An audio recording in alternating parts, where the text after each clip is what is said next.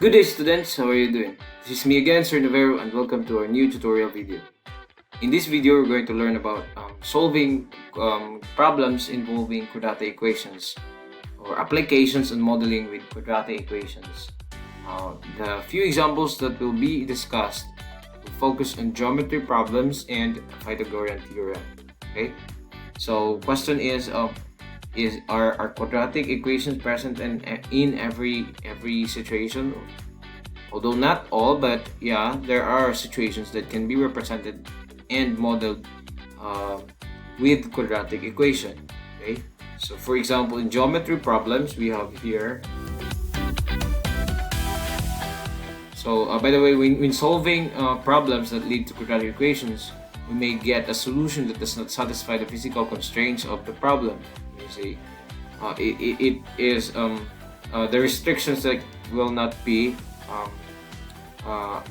followed. So yeah, it will not satisfy the equation. For example, if x represents a width and two solutions of the quadratic equation are -9 and 1, the value -9 must be rejected since we are talking about measurement, a width. Okay, so it must be a positive number. So you always have to consider, if you are talking about measurement, right, you always have to consider that it should be positive. All right. Okay, let's proceed to an example. We have here an amusement park wants to place a new rectangular billboard to inform visitors of their new attractions. Suppose the length of the billboard to be placed is 4 meters longer than its width, and the area is 96 square meters. What will be the length and the width of the billboard? So basically, before we do everything, we have to read and read and read until we understand what we are about to look for and what we are to solve in the problem. So read the problem, we must find the dimensions of each of the original piece. Okay, so first, assign a variable. So you have to assign either the length or the width, so depending on how the situation is stated. So in this case, we know the length is 4 meters longer than its width. So basically, we have to, if the statement goes like this, the last word or the last dimension that will be expressed, let's say here this is width, so that will be represented as x, because in short term, the length is dependent on the width. Okay, so we have to represent width as x, and then that follows also that the length is, when you say more than, you have to add 4, so x plus 4, that's the length. Okay, so next, this is our billboard. We have this is the area, 96 square meters, and then our dimension, we have x plus 4 and x. So after that we write the equation using the formula of a rectangle. So how am I able to say that it is a rectangle? Because if you look into it, the dimension of the figure are not the same. So basically it's a rectangle. Okay, so the area is length times width. Area equal to length times width, and then the area is 96 equal to length is x plus 4, still remember, and the width is x. So note that the dimensions of the billboard must be positive. So x plus 4 and x must be greater than 0, which implies that x is greater than -4, and x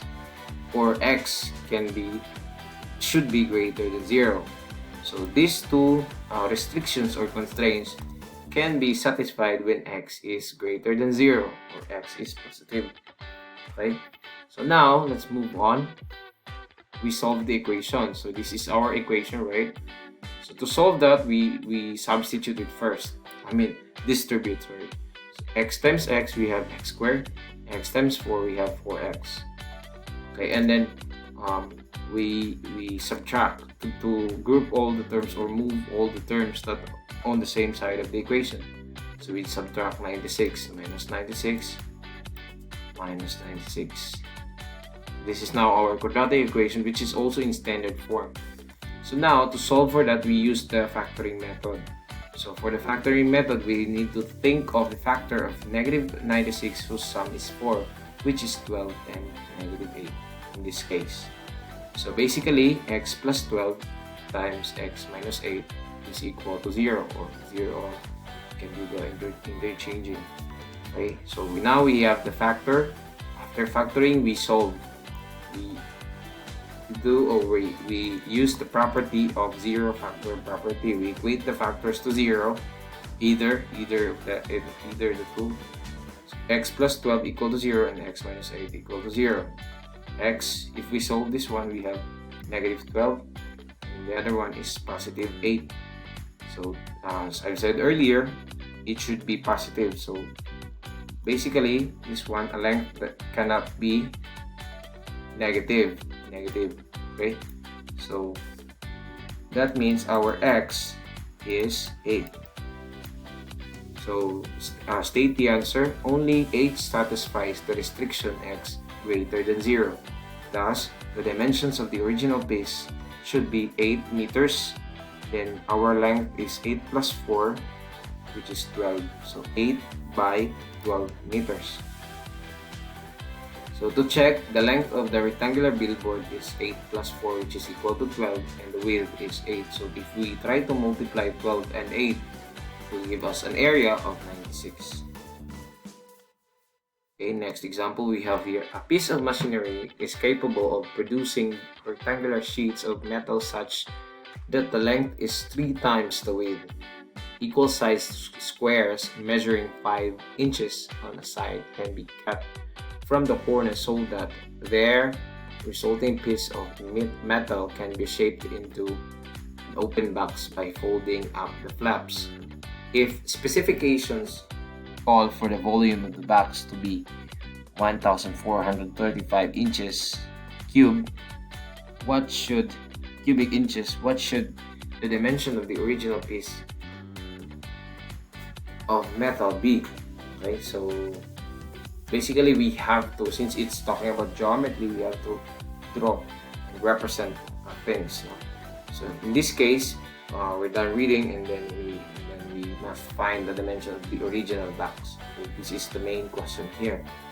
So we need to assign variable. We know what we know all about is the length is 3 times the width. So again, the length is dependent on the measurement of the width. So if we represent width as x in inches, then we can say that the length is 3 times, so 3x of the width. So x and 3x. So the box is formed by cutting 5 and 5 equal to 10 inches from the length and the width. So basically we are to subtract, right? So this is our box, and then supposedly this is our this is the illustration, right? So why is it 10? 3x. The original dimension is this one, 3x, right? After the original length is 3x. Now to form the box, we have to cut 10 inches from both the length and the width, so that we can fold each corner of the paper, right? Or the metal, sorry. So this is 3x minus 10 because you have to cut 5 on this side and 5 on the other side. So 3x minus 10. And then here also the original dimension is x. So you've got 5 here and then 5 also here.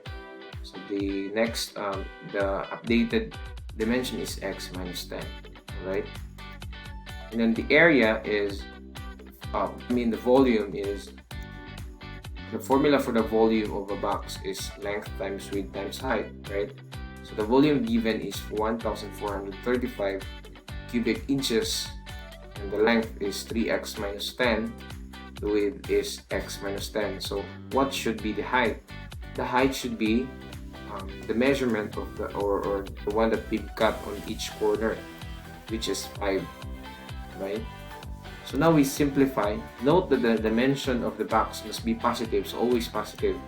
So any factor that it should be equal to, or the x must be greater than 0, right? So this this is now the equation, right? So these are now the equation. So these are both satisfied when x is greater than 10. It can be positive and also greater than 10. Okay, so moving on, we have this thing. The area of the volume is, this is now the equation. After obtaining this this 3, length times 3 times height, we simply multiply them, right? Remember, so if we multiply them, you can do FOIL method, and then you will come up with this. So 1435 equal to 15x squared minus 200x plus 500. Okay, so basically, to simplify this one here, we have to what? Subtract 1435 on both sides, and then the result is negative 935. 15x squared minus 200x minus 935. So now we divide by 5 on all sides, right, to reduce the equation. So divide 5. So divide by 5, divide by 5, divide by 5, divide by 5. So 0 is equal to 3x squared minus 40x minus 187. Then we can do the factoring here. We can use AC method, case 2, right? 3 times 187. You can do AC method, then the factor, or you can use the quadratic formula. Okay, it will just give you the same answer. So the result is the factors are 0 is equal to 3x plus 11 and x minus 17. So now we use the property of zero factor property. We have the first factor equated to 0, and then the other one equated to 0. So 3x plus 11 equal to 0, and x minus 17 equal to 0. So this is x equal to negative 11 over 3. So after, this is basically 3x equal to negative 11. And then if we simplify the left side, we have negative 11 over 3.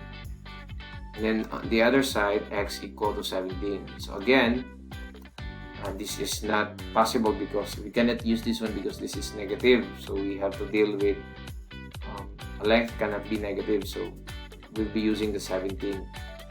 So now we state the answer. So only 17 satisfies the restriction that x is greater than 10. Thus, the dimension of the original piece should be 17 inches by 3. 3 times 17, which is 51. So 17, 51. The original dimension of the metal piece. Okay. Now to check if it's true, we have here. This is our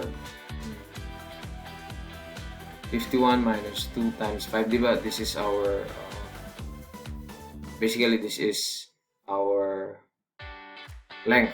Okay, so this is 3x, right? So 3x, which is 51 minus 2 times 5, which is the one that we got on both on every corner.